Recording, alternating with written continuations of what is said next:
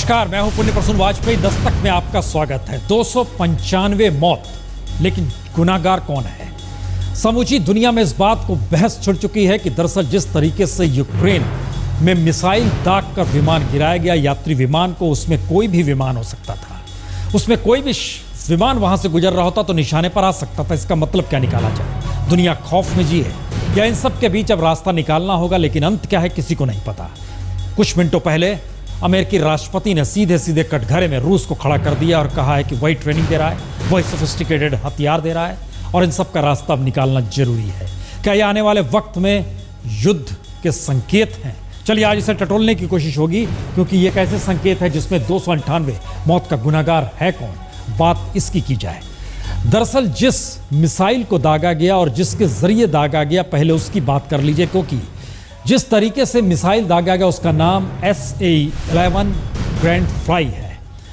Bunk launcher के तौर पर इसको माना जाता है। जो मिसाइल दागी गई उसको इस रूप में जाना जाता है SA-11 ग्रैंड लॉन्चर। जमीन से हवा में मार करने वाली इस मिसाइल की खासियत क्या है? दरअसल इसकी खासियत है कि ये लगभग 70,000 फीट तक मार कर सकता है। इसको मैक 3 कहते हैं। इसकी रफ्तार जो है मैक 3 की रफ्तार है, और इस रफ्तार का मतलब यह है कि ये 72,000 फीट यानी 22,000 मीटर, ये इसकी अधिकतम लक्ष्य भेदी ऊंचाई है। इसका मतलब यह है कि 33,000 फीट पे अगर ये जहाज चल रहा था तो दुगनी ऊंचाई पर भी होता तो भी इसकी गिरफ्त में आ जाता। और इसकी सबसे बड़ी खासियत यह है कि ये जितनी फीट पर मार कर सकता है, इसके साथ इस लॉन्चर में एक रडार भी होता है। उस रडार पे निशाना लगाया जाता है, नजर आता है जहाज जो गुजर रहा है। इतना सोफिस्टिकेटेड हथियार अगर रूस से मिला है तो इन सब के बीच अब की स्थिति में यूक्रेन और रूस की सीमा पर जहां पर मलबा गिरा हुआ है, आइए वहां की स्थिति क्या है, हालात क्या है और किन परिस्थितियों में दुनिया देख रही है उस जगह को। पहली रिपोर्ट देखिए।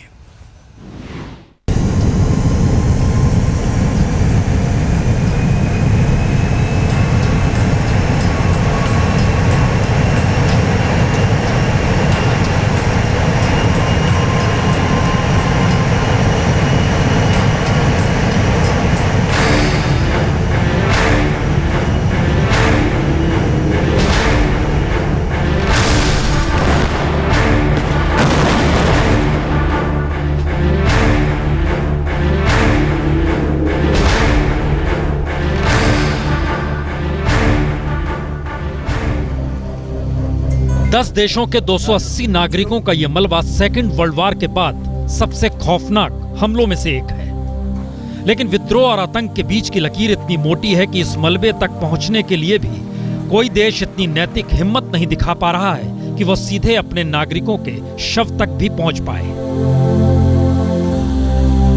यूक्रेन और रूस की सीमा पर करीब 15 किलोमीटर तक फैले मलबे को बटोरने, शवों को निकालने और फिर जांच करने के लिए भी इजाजत और किसी से नहीं, विद्रोहियों से ही चाहिए और मांगनी भी पड़ रही है। विद्रोहियों ने भी भरोसा जताया है कि घटनास्थल की सुरक्षा की जाएगी, वहां से शवों को निकालने में कोई रोक टोक नहीं होगी और उसके बाद ही यूरोप में सुरक्षा और सहयोग संगठन OSCE सक्रिय हुआ है। सबसे ज्यादा नीदरलैंड के 173 नागरिक इस हमले में मरे हैं और मरने वालों में नीदरलैंड के मशहूर वैज्ञानिक जोप लॉन्गे भी शामिल हैं। वो ऑस्ट्रेलिया में होने वाले अंतर्राष्ट्रीय एड्स सम्मेलन में भाग लेने के लिए जा रहे थे।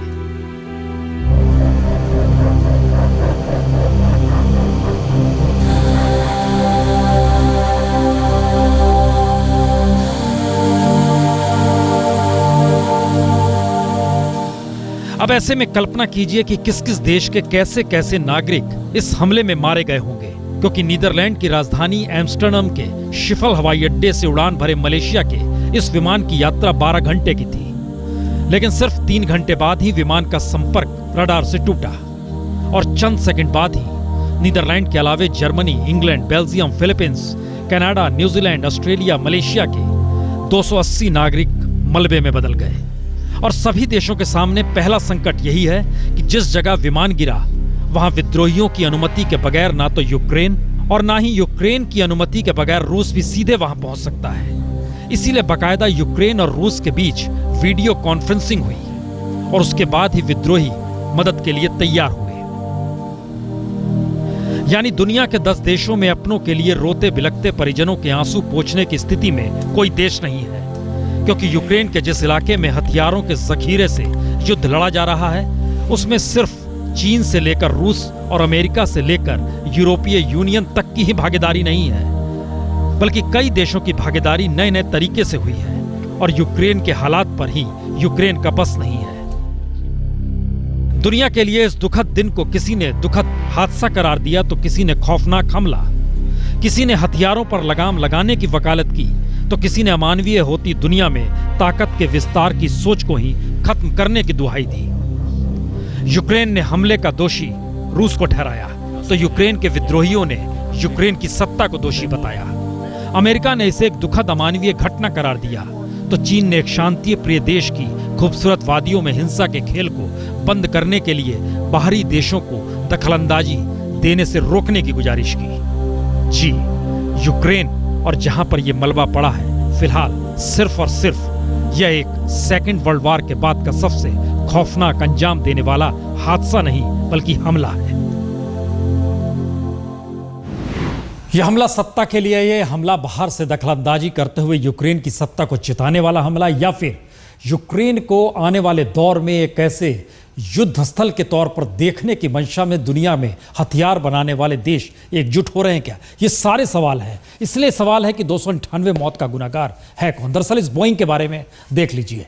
चालक दल 15 थे, ये MH17 बोइंग 777-20ER है। चालक दल क्या है? यात्री इसमें 280 थे। और इन सब के साथ इस बोइंग की खासियत में जितने लोग मारे गए उसमें नीदरलैंड के 173, मलेशिया के 44, ऑस्ट्रेलिया के 27, इंडोनेशिया के 12, ब्रिटेन के 9, जर्मनी के 4, बेल्जियम के 4, फिलीपींस के 4, कनाडा, न्यूजीलैंड के 1-1। दरअसल यह चला था एम्स्टर्डम से 10:50 GMT ये टाइम थी, और जिस समय रडार से ये गायब हो गया उस वक्त 1:20 ये वक्त था GMT में। उस समय ये रडार से गायब हो गया और उसके चंद सेकंड के बाद मलबा नजर आने लगा। दरअसल इन सब के बीच अमेरिका की नजर लगातार थी। अमेरिका ने 2 दिन पहले ही रशिया पे कुछ सैंक्शंस लगाए थे और आज अमेरिकी राष्ट्रपति ने सीधे तौर पर रूस को कटघरे में खड़ा कर दिया। A group of separatists can't shoot down military transport planes, or they claim shoot down fighter jets without sophisticated equipment and sophisticated training, and that is coming from Russia. So we don't yet know exactly what happened with respect to the Malaysian Airlines, although obviously we're beginning to draw some conclusions given the nature of the shot that was fired. There are only certain types of anti-aircraft missiles that can reach up 30,000 feet and shoot down a passenger jet. We have increasing confidence that it came from areas controlled by the separatists. ध्यान दीजिए तो America इस बात के संकेत कहीं ना कहीं दे रहा है कि अगर यह साबित हो गया कि हमला रूस की मिसाइल से हुआ, ट्रेनिंग रूस ने दी, तो आने वाले वक्त में किस स्थिति में यह पूरा का पूरा इलाका आ सकता है, या फिर एक नए वर्ल्ड वार या कहें शीत युद्ध की दिशा में दुनिया तो नहीं बढ़ जाएगी। ये एक नई परिस्थिति। इन सब के बीच एक स्थिति और गौर करनी होगी। भारत ने इन सब के बीच इस मौके पर नई सरकार ने कहा है कि हथियार हम बाहर से नहीं खरीदेंगे, उसके लिए कारखाने हिंदुस्तान में ही लगने चाहिए। हिंदुस्तान एक ऐसा देश है जहां पर इस वक्त मौजूदा वक्त में पैसा है, हथियारों के कारखाने यहां लगे, बाजाहिर है भारत को बाहर से नहीं खरीदना पड़ेगा। लेकिन अगर दुनिया में हथियार बनाने वाले देश और उन कंपनियों की तरफ से अगर भारत कहीं जमीन की हिस्सेदारी करने लगता है जहां पे हथियार बने, तो ये भारत के लिए भी कहीं ना कहीं एक भयानक स्थिति हो सकती है। बहरहाल, लेकिन इस पूरे खेल के भीतर असल में क्या हो रहा था और कैसे यूक्रेन के भीतर रूस को घुसना पड़ा और रूस किन हालात में कैसे घुसा, आइए जरा इस रिपोर्ट के जरिए समझ लीजिए।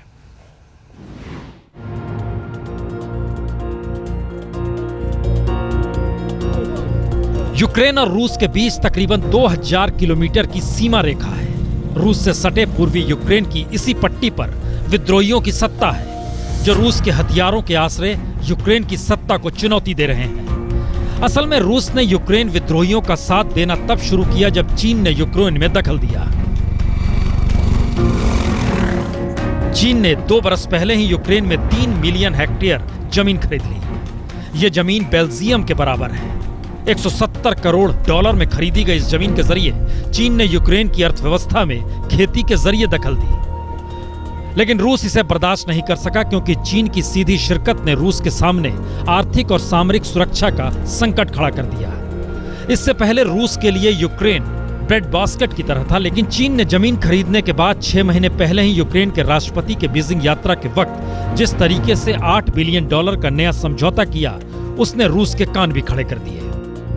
वहीं यूक्रेन ने इसी वक्त यूरोपियन यूनियन के साथ समझौता करने की दिशा में भी कदम उठा दिए। यूक्रेन की हर नई पहल को रूस ने अपने सामाजिक, सांस्कृतिक भावनाओं पर भी हमला माना और पूर्वी यूक्रेन में जो विद्रोही आज की तारीख में रूसी हथियार उठाए हुए हैं, उनका भी मानना है कि चीन ने अपनी विस्तारवादी नीति के तहत ही यूक्रेन की जमीन खरीदी। चीन के इस सौदे को लैंड ग्रैब एग्रीमेंट यानी जमीन पर कब्जा करने वाला समझौता माना गया।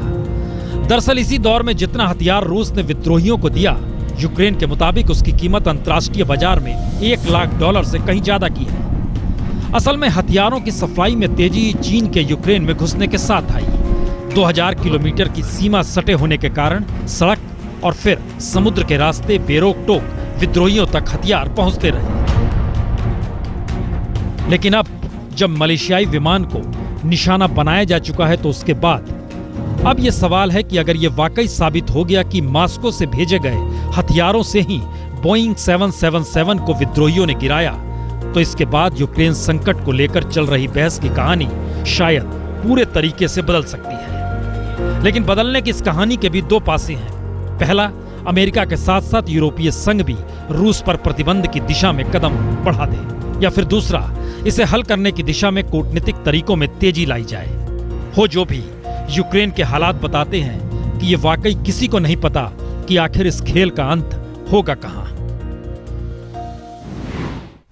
इस खेल का अंत होगा कहां, इस दिशा में सबसे बड़ी बात यह है कि अब जो जांच रिपोर्ट आएगी या जो भी जांच होगी, उसमें कौन कटघरे में खड़ा होता है, इस बात का जिक्र कहां से निकलता है कि दरअसल गुनाहगार है कौन। लेकिन इन सब के बीच आइए जरा समझ लीजिए असर क्या क्या हुआ है। एमिरेट्स एयरलाइंस ने कीव जाने वाली सभी उड़ानों को अगली सूचना तक के लिए स्थगित कर दिया गया है। जर्मनी के लुफ्तांसा एयरलाइंस का भी पूर्वी यूक्रेन के हवाई क्षेत्र से बचकर उड़ान भरने का फैसला ले लिया गया है। वर्जिन अटलांटिका ने भी अपनी कुछ उड़ानों के रूट बदल दिए हैं, यानी इस इलाके से नहीं गुजरना है। ब्रिटिश एयरवेज ने भी हिथ्रो से रोजाना कीव जाने वाली उड़ानों के मार्ग बदल दिए हैं। कोरियन एयरलाइंस और एशियाना एयरलाइंस ने भी यूक्रेन के हवाई क्षेत्र में उड़ान भरना बंद कर दिया है। अबू धाबी की विमान कंपनी एतिहाद के विमान उस हवाई क्षेत्र से अब होकर नहीं उड़ान भरेंगे।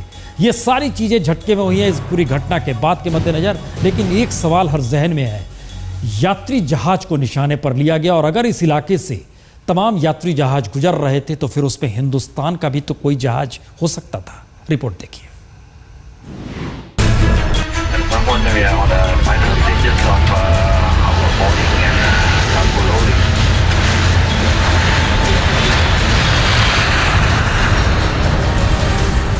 यूक्रेन के आसमान में गुरुवार की शाम जो कुछ हुआ, उसने पूरी दुनिया को दहला दिया। मलेशियाई विमान पर हुए मिसाइल हमले ने आसमान में ही 298 जिंदगियों के परखच्चे उड़ा दिए। जिस वक्त मलेशियाई विमान को विद्रोहियों ने मार गिराया, उससे महज चंद दूरी पर एयर इंडिया का भी एक विमान उड़ान भर रहा था। मलेशियाई विमान से 25 किलोमीटर की दूरी पर भारतीय विमान, अगर 5 मिनट की देरी होती तो हो जाता बड़ा हादसा। खतरे में पड़ जाती 126 लोगों की जान। सूत्रों के मुताबिक एयर इंडिया का विमान AI-113 आतंकी हमले से महज 25 किलोमीटर की दूरी पर था। वो विमान उस वक्त दिल्ली से बर्मिंघम की उड़ान पर था। इस विमान ने दोपहर 1:34 पर दिल्ली से उड़ान भरी थी और शाम के वक्त यूक्रेन के आसमान से गुजर रहा था। अगर 5 मिनट की भी देरी होती तो एयर इंडिया का विमान हादसे का शिकार हो सकता था। हालांकि सिविल एविएशन मंत्रालय ने इस खबर का खंडन किया है। साथ ही मंत्री का कहना है कि अपनी हवाई सेवा को अलर्ट जारी कर दिया गया है कि वो यूक्रेन के वॉर जोन से होकर न गुजरें। वहाँ का एक कॉन्फ्लिक्ट जोन चल रहा है। वहाँ दुनिया में बहुत जगह कॉन्फ्लिक्ट जोन्स रहते हैं, मगर ऐसी टेक्नोलॉजी जो है इस्तेमाल हुई है, ये जनरल का आर्म फोर्सेस के पास होता है। So whatever it is, we have to be safe with our citizens. Our citizens are our concern. First things first. So I think India has alerted its own airlines. America तो पहले से ही कह रहा था, लेकिन अब भारत से भी ये सवाल उठने लगा है कि हवाई सेवा की सुरक्षा बेहद जरूरी है। जाहिर है ये ऐसे सवाल हैं जो दुनिया के किसी भी देश को इस मौके पर खौफजदा कर रहे होंगे, क्योंकि अगर उसका विमान होता और यात्री विमान होता तो क्या कुछ हो सकता था। जाहिर है ये कहीं ना कहीं रूह कपा देने वाली स्थिति है। चलिए अब दूसरी खबर पर आते हैं।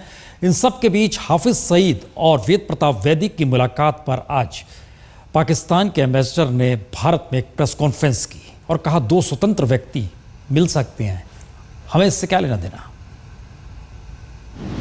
This was a meeting between 2 private citizens. So it would not be really look appropriate for me to comment on that. But I can tell you our government was not aware about this meeting, and nor was the government of India. So let's not comment on that. It was a meeting between 2 private individuals and nothing more. तो दोनों को एक individual व्यक्तिगत तौर पर मुलाकात की दिशा में पाकिस्तान देख रहा है। भारत की तरफ से आवाज उठ रही है कि वो तो मोस्ट वांटेड है, उससे मुलाकात कैसी। ये सारे सवाल अब भी अनसुलझे हैं। बहरहाल संसद के भीतर एक वक्त तूती बोलती थी गांधी परिवार की। 10 बरस तक सत्ता, क्या कुछ किस तरीके से नहीं कहा गया। सोनिया का इशारा हो, राहुल का बांह चढ़ाकर बोलना हो, सब कुछ देश ने देखा। लेकिन अब रेल बजट भी पास और आम बजट भी पास। न सोनिया बोली न राहुल। रिपोर्ट देखिए। रेल बजट भी पास हो गया और आम बजट भी, लेकिन न सोनिया गांधी बोली न राहुल गांधी। बीते 10 बरस सत्ता में रहने के दौरान सोनिया गांधी की बोली इशारों में सामने आती थी और राहुल गांधी जब भी कुछ बोलते तो उनके बोलने से पहले ही कांग्रेसी मेज थपथपाने की आवाज आने लगती और उसके बाद राहुल गांधी लोकसभा में गरजते। लेकिन सत्ता गई, अब विपक्ष में बैठे हैं तो जुमा पे जैसे ताला जड़ गया है। पार्टी के अंदर ये जरूरी नहीं होता है। राहुल जी लीडर हैं, पार्टी के दूसरे लोग बहस करते हैं। ये कहना कि उन्हीं को बहस करना चाहिए, ये मुनासिब नहीं है। राहुल जी को और बहुत दूसरे काम पार्लियामेंट के अंदर, पार्लियामेंट के बाहर है। अब राहुल जी का अपना एक फैसला है, उसमें कुछ हम कैसे कह सकते हैं। ये तो उनका व्यक्तिगत अपना, अब कब वो बोलना चाहते हैं और कब नहीं बोलना चाहते हैं, ये तो उनको तय करना होगा। कीजिए तो 10 सालों के दौर में लाल कृष्ण आडवाणी, सुषमा स्वराज, राजनाथ सिंह, अरुण जेटली सरीखे बड़े नेता चर्चा भी करते थे और तेज तर्रार तरीके से यूपीए सरकार को घेरा भी करते थे। विपक्ष के प्रभावी नेताओं का इतिहास खासा लंबा रहा है। बहुत दूर ना जाइए तो पूर्व प्रधानमंत्री अटल बिहारी वाजपेयी व्यक्तित्व के साथ विपक्ष की भूमिका में जिस तरीके से निखार लाते थे वो उनके भाषण और उनके चुटीले अंदाज से सामने आता रहा। लेकिन इन सब से दूर गांधी परिवार रहा, लगातार खामोश और चुप। दरअसल ऐतिहासिक हार के बाद अब यह जिम्मेदारी कांग्रेस के कंधों पर आ गई है कि वो विपक्ष की भूमिका निभाए। कांग्रेस के नेता का पद नहीं लिया, जिसकी मांग लगातार दिग्विजय सिंह जैसे वरिष्ठ कांग्रेसी करते रहे।